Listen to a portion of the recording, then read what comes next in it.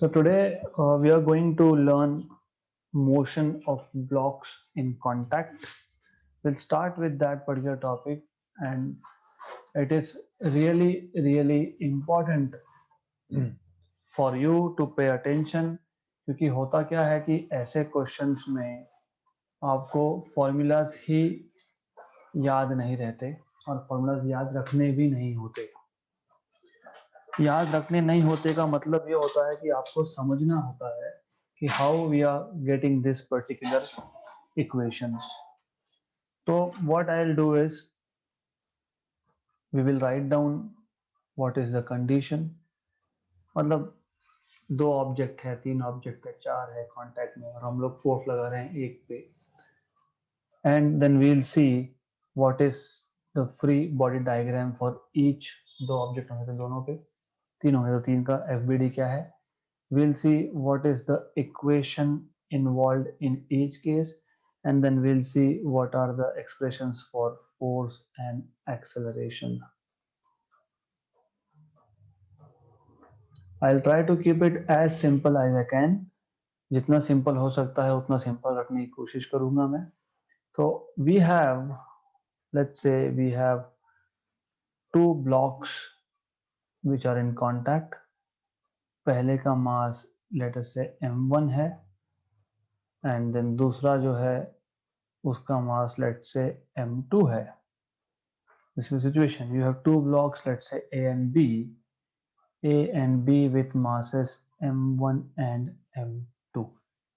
We are applying an external force on the first block, let us say A, and हमको force और acceleration का equation चाहिए। Acceleration in any case you should know it is always applied force upon total mass m1 plus m2।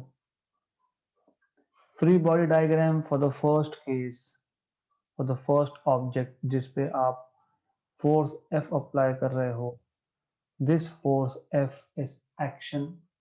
This action will produce an acceleration, but there is, बोल सकते हो opposition, not tension but opposition because of block M2, that is let us से F, right. ये मास M1 पे हो रहा है। By the way, net force will be applied minus opposing, है ना। by the way, net force you can write as mass times of acceleration। किसका मास m1, क्योंकि हम फ्री बॉडी डायग्राम किसका देख रहे हैं, a का। m1a is equal to f minus f, right? So this is the equation of motion for first object. If you look with the perspective from the perspective of second object of mass m2, m2 के लिए क्या हो रहा है, पहला object और दूसरा object ये कांटेक्ट में है।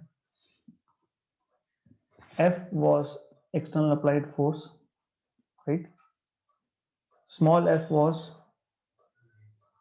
opposite, मतलब ये अब हो गया एक्शन, स्मॉल f, है ना। Action of two on one, action of b on y, action on a है तो force on a due to b ऐसा बोल सकते हो। There will be equal but opposite reaction, मतलब सेकेंड के केस में ये small f will be acting on it, और इसका जो एक्सेलरेशन होगा दैट विल बी a, क्योंकि overall the total system is accelerating from left to right with a, correct. तो what you can write down here is simple, m2a is equal to f, and already you have a, that is m2 capital F upon m1 plus m2, correct, clear? Okay, I will give you a trick of this, but not now। जब हम तीन object तक जाएंगे तब बताऊंगा trick. अब हम इसी को थोड़ा चेंज कर लेंगे. What we will do here is, instead of applying force on A, now we will apply a force on B. तो अब हम देखेंगे free body diagram of B. B पे ये फोर्स है F, ओवरऑल एक्सेलरेशन यहाँ पे है A, ये मास है m2. तो what I will do is I just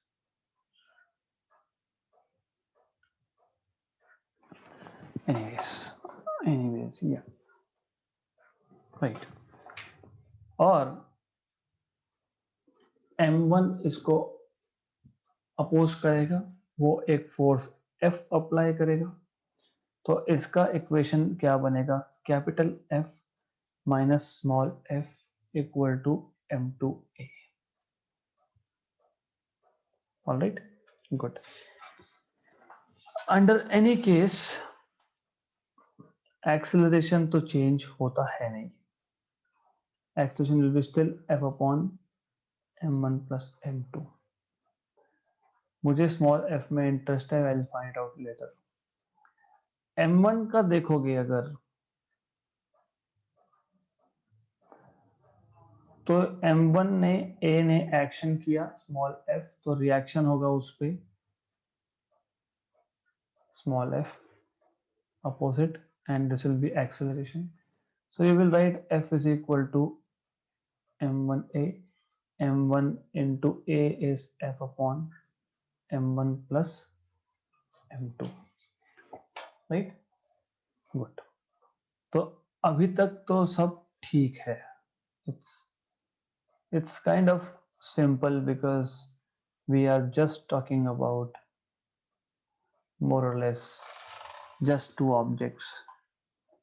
As you go on increasing objects, number of objects, it goes on becoming much more simpler. Difficult नहीं होता, यहाँ पे उल्टा है, it becomes simple. Okay, क्यों simple, you will understand now. If you have good observations, you will understand, नहीं तो मैं समझाऊंगा. Now we have three objects. ये है A with mass m1. Then I have another object B which is in contact with A of mass m2. Then I have another object C, block C with mass m3. So m1, m2, m3, A, B, C. I am applying a force F on block A. Right. तो यहाँ पे वापस FBD एक एक object का देखना है. If I look at first object, by the way, acceleration is always simple. Total force upon external applied force upon total mass. तो कोई क्वेश्चन ही नहीं है. यहाँ पे F फोर्स अप्लाई किया, इसके बाद दो ब्लॉक है, तो दो ब्लॉक का कंबाइंड रेजिस्टेंस हुआ F1. I don't know what notations I have used here, but anyways, overall acceleration is A. फिर minus F1 equal to m1a. Correct, ये हो गया block A. If you look at block B with mass m2, उसको मिलेगा reaction F1. यहां से m3 उसको oppose करेगा with force F2. Overall acceleration is still here, तो आप लिखोगे F1 minus F2 equal to m2a. Correct? Right. What is our task here? To find out what is F1 and what is F2. मैं आपको बताऊंगा इसका shortcut trick. M3. If you look at M3, there's only one reaction acting on this, that is F2. क्योंकि M3 के बाद कोई block नहीं है तो कोई रेजिस्टेंस नहीं है, तो ये आएगा A। फिर आप लिखोगे इसको F2 is equal to M3A, correct? This is simple because this is M3 into A. This is simple case. F1, अभी क्या कर सकते हो आप, F1 equal to M2A plus M3A, है ना? फिर M2 plus M3 times of A, मतलब आपको मिलेगा M2 plus M3 F upon A1, sorry F upon M1 plus M2 plus M3, बराबर? क्लियर? कैसे आया? Good. I can give you a trick, अगर आपको ये याद नहीं रहता या सॉल्व करने में टाइम कम है। F1 कहाँ पे था? F1 यहाँ पे था, राइट? और मोशन है लेफ्ट टू राइट। F1 के पीछे कितना मास है? नहीं पीछे M2 प्लस M3, M1 के पीछे, मतलब I am saying here, right? क्योंकि जो F1 फोर्स है वही मूव करेगा इसको, बी और सी ब्लॉक को, तो कितने मास को मूव कर रहा है वो? M2 प्लस, तो M2 प्लस M3A। चौथा मास लगा देता मैं यहाँ पे, तो M2 plus M3 plus M4A, तो A है F upon M1 plus M2 plus M3 plus M4, right? तो इजी है अब याद रखना। सिमिलरली F2 कहाँ पे था? यहाँ पे। F2 को सिर्फ एक ऑब्जेक्ट को मूव करना है, तो M3A, M3A खत्म। तो क्या है इसमें? नथिंग। फिर आप अभी फोर्स का डायरेक्शन रिवर्स कर दो, वापस कंडीशन निकालते रहो, है ना? फोर्स का डायरेक्शन मैंने रिवर्स कर दिया तो वापस इक्वेशन बनेंगे, राइट? तो that will be your task, वो आप खुद करोगे, इक्वेशंस चेंज होंगे but you will do it and that is simple, that is going to be simple. सिर्फ F1 यहाँ पे आ जाएगा। अब F1 जो है वो M1 प्लस M2 को मूव करेगा, simple, n is F upon M1 plus M2 plus M3। और F2 जो है सिर्फ M1 को मूव करेगा। हाँ, तो कहाँ पर डिफिकल्ट है? I don't see any kind of problem. कहाँ है प्रॉब्लम? क्यों डिफिकल्ट जाता है मुझे नहीं समझ में आता, क्योंकि डिफिकल्ट है ही नहीं, ये सिर्फ फिजिक्स समझने का तरीका है। And thing is, unfortunately most of the people teaching and studying physics both लगे हुए हैं रट्टाफिकेशन में, तो don't go for it, simple. अब हम ऑब्जेक्ट्स को, वो ब्लॉक्स जो थे वो कांटेक्ट में थे, थोड़ा सा चेंज कर लेते हैं। थोड़ा सा चेंज मतलब अब हम इन ऑब्जेक्ट्स को रस्सी से बांध देते हैं, so that will go under the heading of motion of blocks connected by massless string, क्योंकि स्ट्रिंग का मास हुआ तो इक्वेशन अलग बनेगी। तो मोशन ऑफ ब्लॉक्स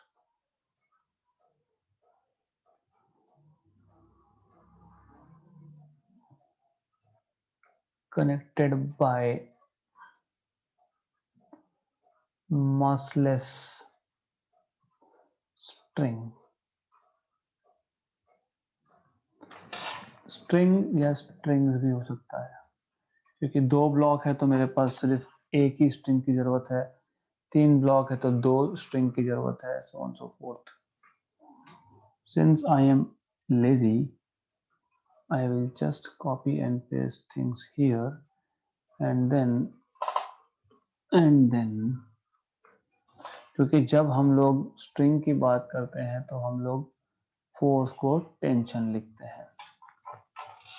ओके, तो फर्स्ट केस इज हमारे पास एक ऑब्जेक्ट है, यहाँ पे ब्लॉक है विथ मास m1, दूसरा है विथ मास m2।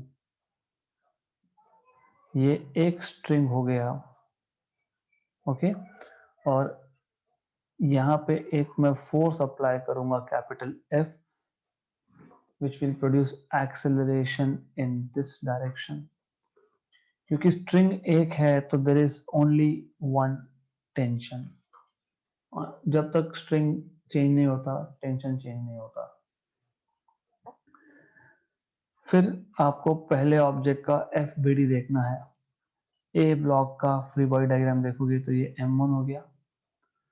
तो इसके लिए सिर्फ टेंशन है यहाँ पे और एक्सेलरेशन है हियर। तो you will have a simple equation, tension is equal to m1a। ए तो फिर भी वही है, फोर्स अपॉन टोटल मास। अगर आप सेकेंड ब्लॉक का देखोगे तो for second block you have acceleration here, you have driving force or external force here, you have opposing tension here। F minus T is equal to M2A। फिर F is equal to M2A plus T, और T आपने निकाल के रखा है तो फिर M1 plus M2 हो जाएगा वो। तो in this is how you can make equation। So anyways, tension is m1a, so tension is m1a is F upon m1 plus m2। तो इजी है ये, टेंशन भी आप फाइंड कर सकते हो, and this is simple thing. उल्टा भी है, हम लोग m1 को भी पुल कर सकते हैं हम लोग। तो ऐसा भी हो सकता है, you are pulling block A, you have this as m2 here, this is F, this is T, this is। तो सिंपल है इस केस में भी। फटाफट बता दो मुझे इक्वेशंस। ये m1 है, बताओ फटाफट से। F नहीं, पहले इसका बताओ। हाँ, F minus T, very good. m1a और सेकेंड की एग्जैक्टली, गुड। तो कुछ भी नहीं है यहाँ पे, तो T is equal to m2a। ए तो चेंज होने ही नहीं वाला, ए तो जो है वो है, but tension T is m2 now, F upon m1 plus m2, right, good. फिर से नोटिस करोगे तो मैं अगर यहाँ देख रहा हूँ तो ये टेंशन T सिर्फ एक ऑब्जेक्ट को खींच रहा है, किसको, m2 को। तो m2 into a, that is why tension is m2 F upon m1 plus m2। यहाँ देखोगे तो टेंशन T सिर्फ m1 को खींच रहा है, तो T is m1 into a। Simple, कुछ भी नहीं है ये केस, सिंपल सिंपल केस है।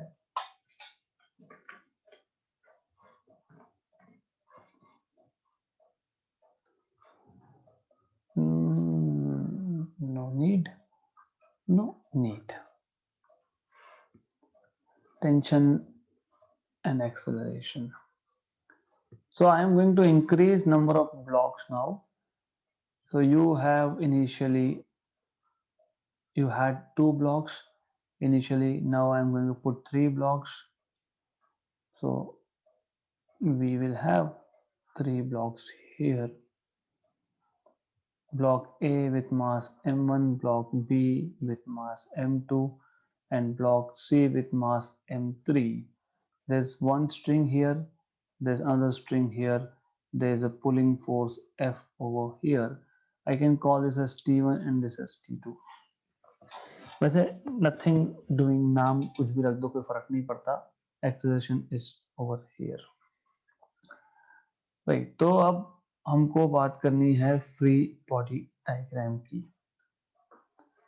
तो how do you solve this particular system? What is the force on, कैसे करोगे, ये फोर्स है, बताओ क्या करेंगे इसमें। सबसे पहले F minus T2, so you are starting with mass M3. F minus T2 is equal to M3A. F minus T2 equal to M3A, ठीक है। दूसरे के लिए T2 minus T1 equal to M2A.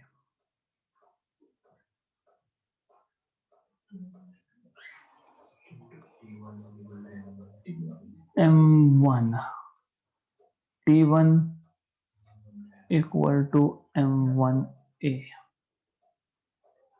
Acceleration का तो कोई प्रॉब्लम ही नहीं है।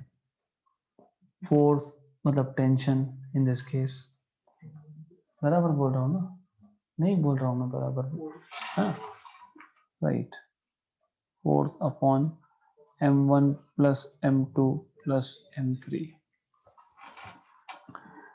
देन हमें यहाँ पे चाहिए T1 और T2, तो सारा सॉल्व करना है तो दिख ही रहा है T1 किसको पुल कर रहा है, सिर्फ M1 को, और लिखा भी है M1A, तो M1F upon M1 plus M2 plus M3। T2 किसको पुल कर रहा है, M1 और M2 को, तो उस स्ट्रिंग के पीछे कितना मास है वो देख लेना, M1 plus M2 F upon M1 plus M2 plus. ऐसा क्वेश्चन आया था, ट्रेन के 70 डब्बे है, 70 और 71 के बीच में जो स्ट्रिंग होगा उसमें टेंशन कितना, हर एक डब्बे का मास सेम है। There is a train which has I don't know how many number of bogies. What is the tension between 70 and 71th bogie provided the mass of each bogie is 500 kilogram? T69 70 and 71 मतलब 70 पीछे होंगे, 70 और ऊपर 70 into 500, क्योंकि पहली bogie का mass M1 plus M2 plus M3 plus M4, 70 bogie, हर एक का 500 kilogram, 70 into 500, 35,000 kg।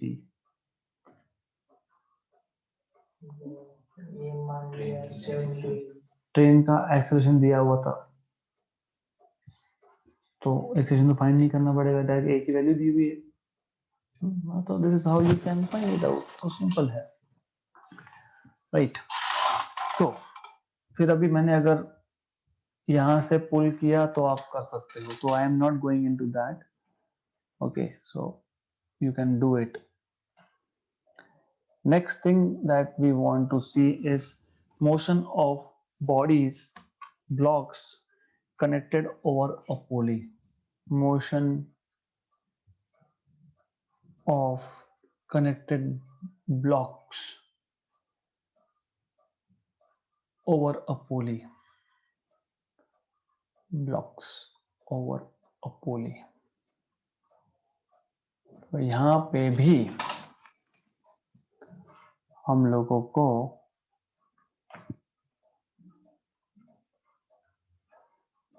Tension and acceleration का देखना पड़ेगा, और in fact this is in fact in reality a very simple topic.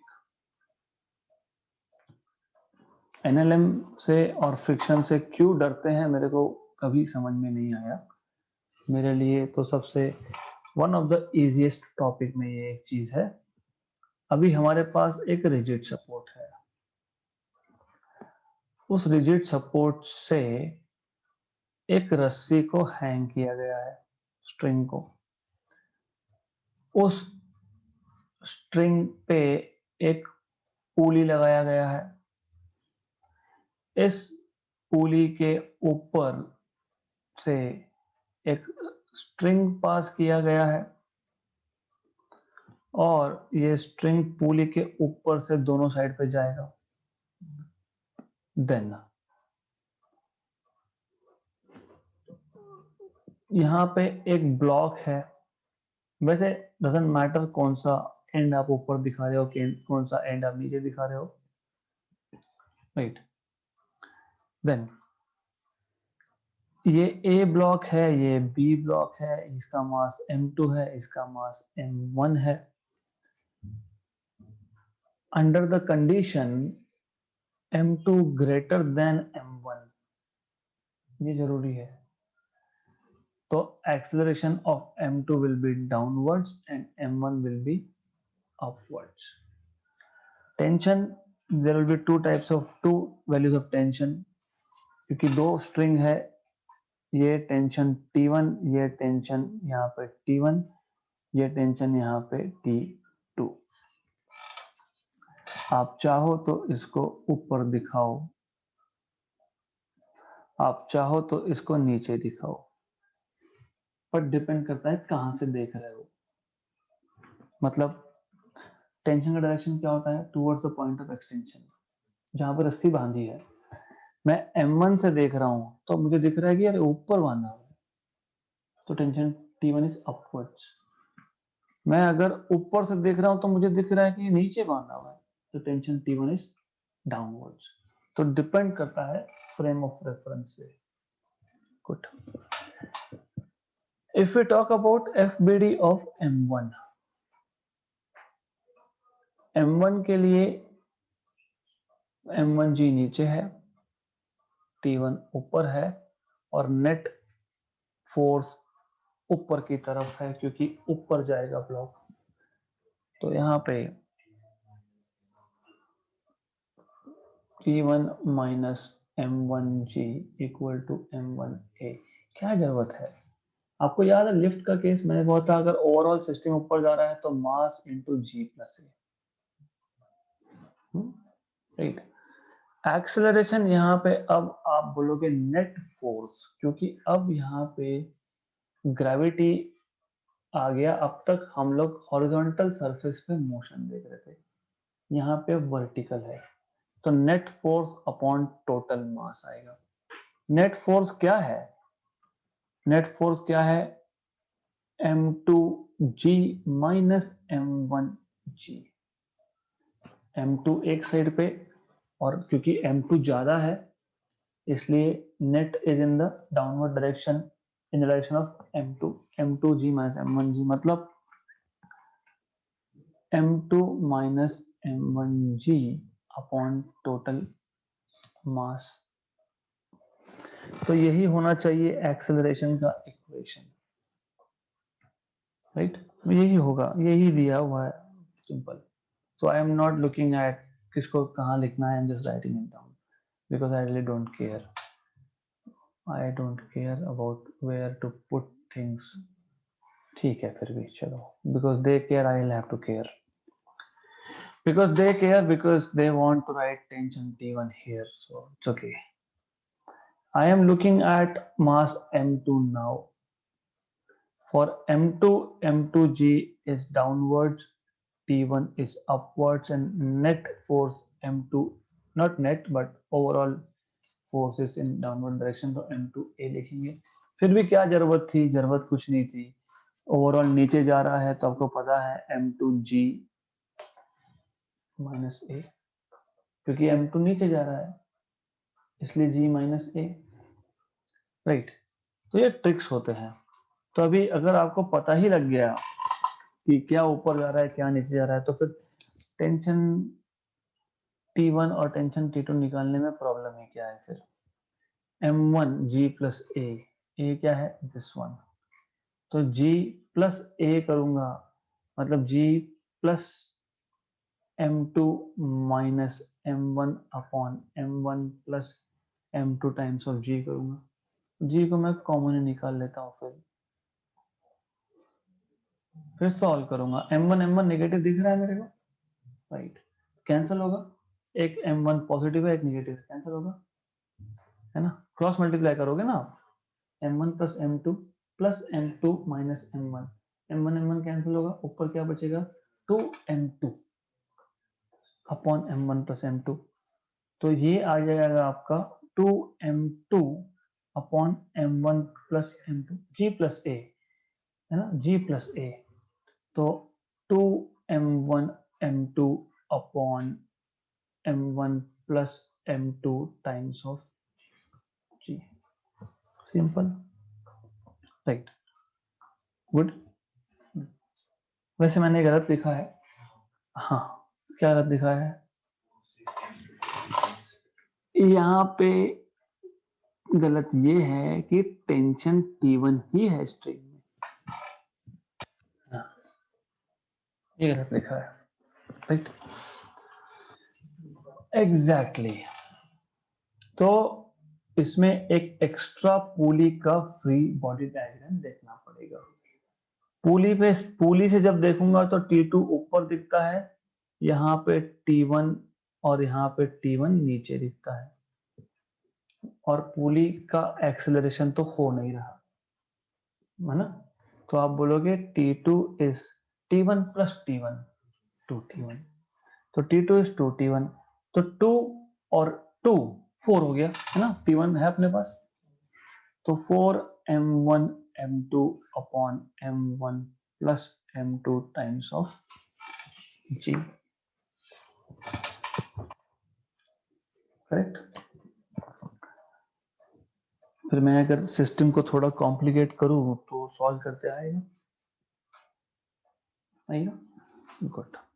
तो ऐसा करते हैं, अभी मैं करता हूं सिस्टम को कॉम्प्लिकेट और आपसे करवा के लेता हूं फिर। So it's not complicating, it's actually just increasing one more load, मतलब 2 मासेस थे, तीसरा भी डाल देंगे अब। तो what I will do is,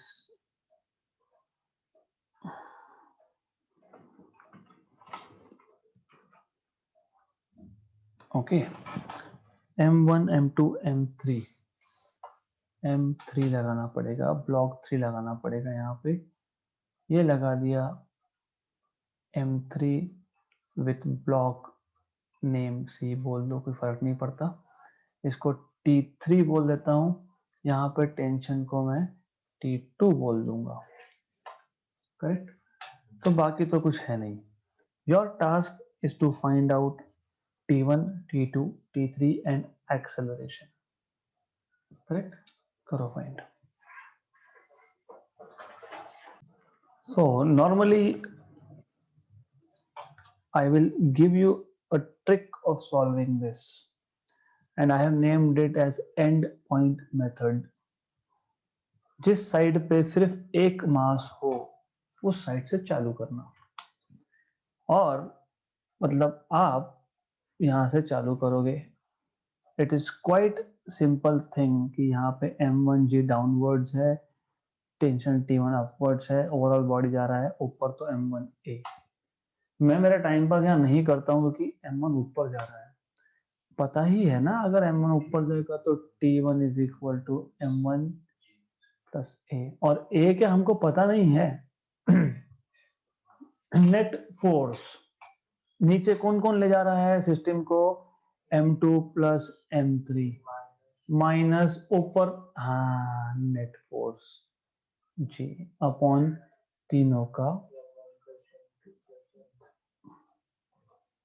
अभी जब मुझे टेंशन T1 निकालना था तो मैं सिर्फ ए की जगह पे सब सब्स्टिट्यूट करूंगा, बराबर, जी तो कॉमन ही निकल गया 1 प्लस, क्योंकि जी और ए जो है, ए में भी जी है वो भी कॉमन निकाल लिया, मतलब मैं लिख देता हूं m2 plus m3 minus m1 upon, अभी अगर आपका ऑब्जर्वेशन अच्छा है, जब क्रॉस मल्टीप्लाई होगा तो जिसमें नेगेटिव साइन है वो कैंसिल होगा, और m2 और m3 जो है, हाँ वो 2m2 plus 2m3 upon m1 plus m2 plus m3, यानी कि 2m1 m2 plus m3 g upon m1 plus m2 plus m3, यही इक्वेशन आएगा, यही इक्वेशन है। अगर आपका ऑब्जर्वेशन और भी अच्छा है, इससे और बेटर है, देखो, नहीं T3 छोड़ दो, पहले इसकी बात करो। क्या मैं हर बार सॉल्व करूं? Why should I be solving this again and again? I am lazy. If you are lazy, you can actually crack exams. T1 कहाँ पे शुरू किया था? M1 पे। उसमें ऑलरेडी M1 आ गया था, A आ गया था। अभी वापस से सॉल्व करते वक्त, मतलब you were writing, if you remember, आपने लिखा था M1G प्लस A, है ना? M1 ऑलरेडी बाहर है ना, तो G प्लस A में M1 नहीं आएगा, बराबर नहीं आएगा। तो नहीं आएगा तो फिर अभी क्या होगा? क्योंकि हम क्रॉस मल्टीप्लाई कर रहे थे, तो 2 फैक्टर तो आने वाला है। क्रॉस मल्टीप्लाई कर रहे थे आप, तो फिर उसमें m2 प्लस m3 ऐड होकर 2 बार बन जाएगा, तो 2 आ गया। और m2 प्लस m3 ऐड हुआ। फोर्स G के बिना इनकम्प्लीट होता है, नीचे टोटल मास होता है। और देखो फिर यही आएगा, है गुड। अगर फिर मैं ये सब हटा दूं यहां से, जरूरत नहीं है, गुड। तो ये काट के इसको रख देते हैं इसकी जगह पे, जो यहाँ पे है, गुड। अब मुझे चाहिए T2। तो T2 का क्या करें अब? अगर आप बुक की मेथड से जाओगे तो वो बोलेंगे T2 के लिए पहले M2 पे आप फ्री बॉडी डायग्राम ड्रॉ कर लो, फिर यहाँ पे दिखता है M2 के लिए, T2 नीचे है, नहीं T2 नहीं, मतलब ठीक है, you can do if you want. तो नीचे T2 प्लस M2G है ऐसा बोलेंगे, ऊपर, हाँ ऊपर T1 है, करेक्ट, हाँ right. But am I stupid? No, मैं M3 पे अप्लाई करूंगा क्योंकि मुझे पता है यहाँ M3G है, यहाँ पे T2 है, ओवरऑल M3 नीचे आ रहा है। तो मुझे तो समझ में आ गया कि M3G minus T2 is equal to M3A। वैसे भी मुझे पता था, क्या पता था? मुझे ये पता था कि क्या नीचे आ रहा है, मतलब T2 is equal to M3G minus A, right. अब G माइनस A, मतलब मैं G तो पहले ही कॉमन निकाल लूंगा, taken out common, 1 minus A,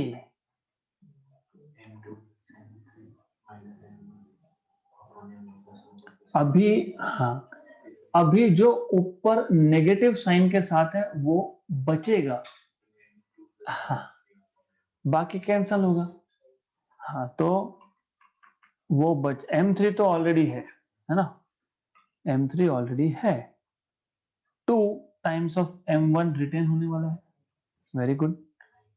क्यों नहीं, क्यों नहीं? अरे तुम G माइनस 1 जब करोगे तो G कॉमन निकाल लिया बाहर, 1 M, हाँ तो जो अभी ऊपर पॉजिटिव है वो कैंसिल होगा क्योंकि बीच में माइनस साइन है क्रॉस मल्टीप्लाई करने के बाद, ध्यान में आ रहा है? खत्म। मैं सॉल्व क्यों करूं? मैं सॉल्व नहीं करता। G अपॉन टोटल मास M1 plus M2 plus M3,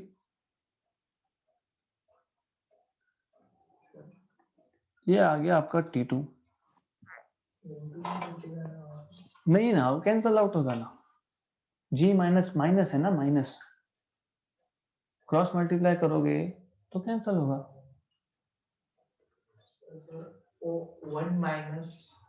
जो भी 1 minus M2 plus M3 minus M1 upon M1 plus M2 plus M3, cross multiply M1 plus M2 plus M3 minus M2 minus m3 minus minus plus m1 m1 दो बार add, m2 और m3 एक बार plus एक बार minus, cancel out आ गया।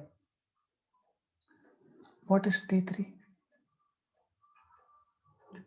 2 times of t1, तो सिर्फ इसको 2 से multiply कर दो, हाँ हो गया खत्म, राइट।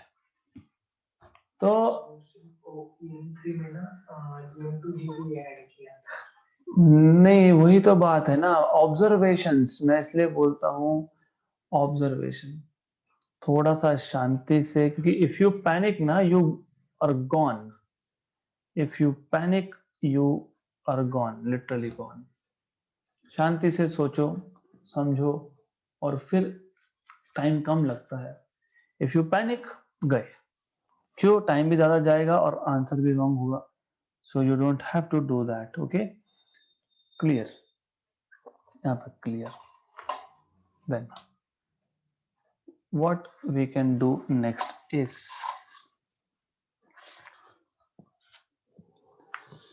अब एक केस लेता हूं मैं जिसमें आपको एक मास हॉरिजॉन्टल सरफेस पे दिया हुआ है और जो दूसरा मास है वो हैंगिंग मास है। So we have something like this. Here you have a pulley and there is a block over here. यहाँ पे एक ब्लॉक है, ये ब्लॉक एक स्ट्रिंग से कनेक्ट किया है, लेकिन पहले मैं पुली ड्रॉ कर लेता हूँ। तो ये स्ट्रिंग ऐसा जा रहा है, यहाँ पे दूसरा मास है, करेक्ट। दिस केस, इसको मैं m2 मान लेता हूँ, इसको मैं m2 बोलता हूँ, इसको मैं m1 बोलता हूँ, करेक्ट। पुली में फ्रिक्शन नहीं है, there is no friction for the time being, so pulley is frictionless. I want to know A, I want to know T, tension in the string, बताओ। पहले तो मुझे A बताओ। नेट फोर्स क्या है, क्या है नेट फोर्स? ड्राइविंग फोर्स कौन सा है नीचे, इस सिस्टम को नीचे कौन ले जा रहा है? हाँ तो बस खत्म, तो खत्म, m2 g upon m1 plus m2। फिर अगर फ्री बॉडी डायग्राम देखना है आपको तो आप देखो free body diagram, block m1 के लिए क्या हो रहा है, टेंशन T यहाँ पे है, बाकी तो वो नॉर्मल रिएक्शन और m1g they are balancing each other, तो उसका तो कोई क्वेश्चन ही नहीं है। This is where A is going, this is where A is going, तो T is equal to m1A, तो T is equal to m1 आपने लिखा, m1 और A आपके पास है, m1 m2 g upon m1 plus m2, correct. देन हो गया यहाँ तक। तो कैन यू टेल मी, मैंने एक मास यहाँ और लगा दिया तो कर सकते हो, या फिर एक मास यहाँ पे एक्स्ट्रा लगा दिया तो कर सकोगे? ठीक है, फिर that will be included in questions, but I am going to give you a system over here, another system, right? Good. वो सिस्टम देने से पहले I would want to know again from your side that, चलो system दे देता हूँ and then I'll ask you that particular question. अब system ऐसा है, हमारे पास एक वेज है, वेज मतलब इंक्लाइन प्लेन होता है basically, this is an incline plane, okay. यहाँ पे मैं पुल लगाने वाला हूँ, let me put a pulley here, और मैं एक स्ट्रिंग लेता हूँ जो ऐसा आ रहा है, यहाँ पे ये ऐसा जा रहा है, और I will take a block here and a block here. Let me say this is mass m2, let me say this is mass m1, and now I want to know what is acceleration. And if I take this angle to be theta, of course, and I want to know what is tension in the string. The thing is, it is going down here. ऐसे लिया ना? हाँ, फिर correct है. Then you are right. It is going down here, so this is coming up here. This is tension T, this is tension T. So M2G, or a tension T, acceleration is here. The system is going down. Down matlab T is equal to M2G minus A. Right? And if you take into consideration this block, इसका free body diagram देखोगे तो यहाँ पे है tension, यहाँ पे है mg sin theta. याद है ये mg sin थीटा? तो m1g sin थीटा, और ऊपर है एक्सेलरेशन. तो t minus m1g sin theta equal to m1a. Right? Acceleration निकालने के लिए मुझे ये करना पड़ेगा t is equal to m1a, है ना? पर मुझे पता था, क्या पता था? ये ऊपर जा रहा है, ऊपर जा रहा है, तो फिर मैं क्यों टाइम पास करूं? ऊपर जा रहा है, ऊपर जा रहा है, तो मैंने क्या बताया था आपको? बीच में प्लस लिखना है ना, प्लस लिखना हुआ था ना, g प्लस ए. लेकिन g का कौन सा कंपोनेंट? साइन थीटा प्लस ए. मैं इन दोनों को, इसको और इसको इक्वेट कर दूं अगर, तो मुझे a मिल जाएगा. जरूरत भी नहीं है. क्यों नहीं है? F net, what is net force? M2G minus M1AG, M1G sin theta. Correct? हाँ, तो उसमें फिर आप G कॉमन निकालोगे तो M2 minus M1 sine theta G upon M1 plus M2. Tension तो दिख ही रहा है यहां से, टेंशन. राइट? हाँ, G माइनस ए. तो M2, अभी G माइनस ए तुम खुद कर सकते हो, and then you can solve for this. Solve करो. ए तो मिल गया ना तुम्हें, सिर्फ G माइनस ए करना है. G माइनस ए करना है. इसका भी ट्रिक है याद रखने का, but I will tell you that trick only in next session or when we do examples. क्योंकि अभी एक वेज रखा है, मैं कल को दूसरा वेज रख दूंगा. एक ऑब्जेक्ट, एक वेज पे दूसरा ऑब्जेक्ट, दूसरे वेज पे ऐसा. एक का एंगल अल्फा, दूसरे का बीटा, वो भी करेंगे. But you have to solve this for yourself now. So tension T2 आपको फाइंड करना है. G minus a is simple task. G1 minus a is M2 minus M1 sin theta upon M1 plus M2. Cross multiply करूंगा मैं अगर, तो M2 M2 M2 M2 cancel होगा. Solve करना पड़ेगा आपको. ये सॉल्व करो, इजी है ये. तो यस, तो you will have to solve this and find out what is tension T. Right? होगा? ओके. सो एक लास्ट चीज हमारी रह गई, वही जो मैं बता रहा हूं आपको, दैट इज दिस स्टफ. एक साइड पे एक मास, दूसरे साइड पे दूसरा मास, अल्फा और beta. That will go into next session. Will continue tomorrow with numerical, not day after tomorrow with numericals now, and that will be a 2-hour session. Okay, because that will be Saturday. Okay.